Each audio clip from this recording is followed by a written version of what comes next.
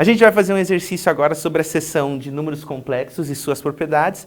A gente vai ver uma característica que as potências do número imaginário i possuem. Então, a proposta do exercício é determinar as potências dessas quatro potências, que é i elevado à oitava, i elevado a 11, i elevado a 42 e i elevado a 105. E a ideia, quando a gente resolve esse tipo de problema, é perceber que os números complexos elevados a uma potência de um número inteiro, eles têm uma propriedade periódica, que é o que a gente vai observar aqui antes de tentar resolver esses 4 casos. Então, veja só que a gente define o número complexo i, né, como a raiz quadrada do número menos 1, né, em si. Ela não existe no plano dos números reais, mas ela existe no conjunto dos números complexos. E existem algumas propriedades. Por exemplo, a gente pode calcular o quadrado do número imaginário. Esse quadrado ele é obtido fazendo i vezes i, basicamente. E quando você faz um produto de raiz de menos 1 vezes raiz de menos 1, você vai encontrar o valor menos 1 em si. E você pode fazer essas potências para vários casos em si. Então, quando a gente faz o i ao cubo, a terceira potência do número imaginário, basicamente isso é i quadrado vezes i. Como o i quadrado calculado ele deu menos 1, vezes i, ele vai ficar menos i em si. E assim vai, você pode ir calculando cada uma das potências. Você percebe que, obviamente, calcular a potência 105, por exemplo, dessa forma, daria um trabalho um pouco extenso, mas a gente vai perceber uma característica que esses números imaginários possuem. Ó.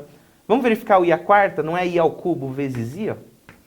Então ele vai ficar i ao cubo, que é menos i vezes i. Isso aqui é menos i quadrado. Lembra que a raiz quadrada, o i quadrado é menos 1 vezes menos 1, dá mais 1. E à medida que você vai fazendo, você vai perceber que agora vai começar a acontecer um ciclo. Por isso que a gente diz que esse resultado ele é um resultado periódico. Porque veja só, quando a gente calcula a quinta potência do i, basicamente ele vai ser i à quarta vezes i. Só que o i à quarta é justamente, onde ele está? O i à quarta é justamente 1, né? Então ele vai ficar 1 vezes i, que é o próprio i. Então ele começa a repetir o ciclo a partir da quinta potência. De forma que a gente já pode concluir. I à sexta vai ser igual ao próximo, que é menos 1. I à sétima vai ser igual ao próximo, que é menos i. I à oitava vai ser igual ao próximo, que é 1, e assim por diante. Veja então que existe uma sequência de como que a gente calcula as potências do número complexo. Isso já permite que a gente consiga resolver o problema que a gente quer em si. Só que a gente precisa de uma estratégia para a gente tentar entender qual desses 4 resultados que o 105, por exemplo, ou o 42 vai dar, né? Então veja só o que acontece. Eu vou simplificar esse resultado todo que a gente escreveu, deixando o resultado assim, vamos lá. Vou colocar aqui em notação, ó, o i primeiro, ele é o próprio i, né? O i quadrado a gente verificou que ele dá, quanto que ele dá? Menos 1, né? Depois o i ao cubo dava menos i, e o i à quarta dava mais 1, né?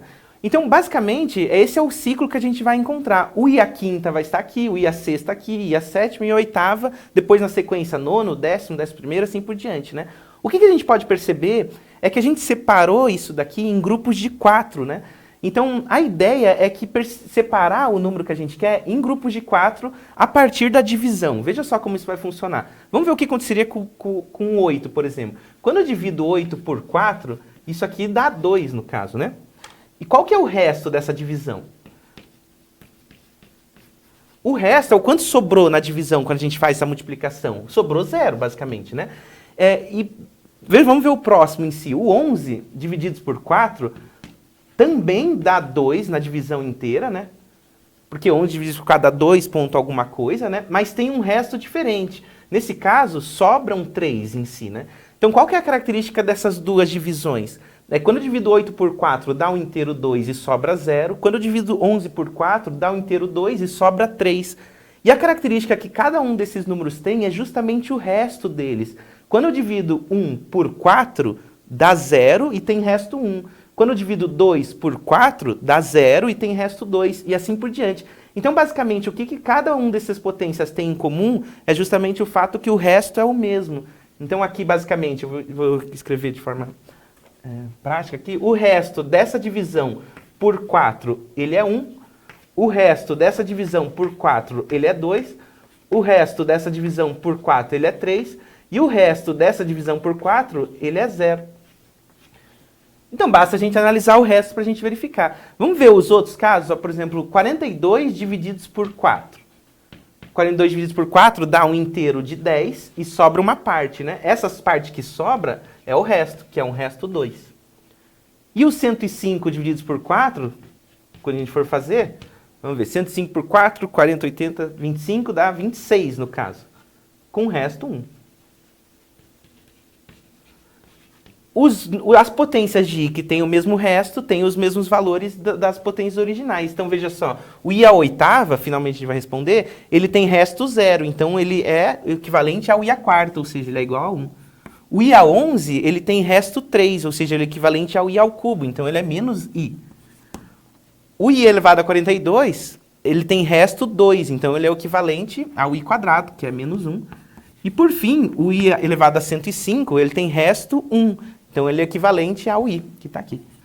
Dessa forma, a gente consegue determinar as potências de cada um dos números que a gente tem. Tudo bem?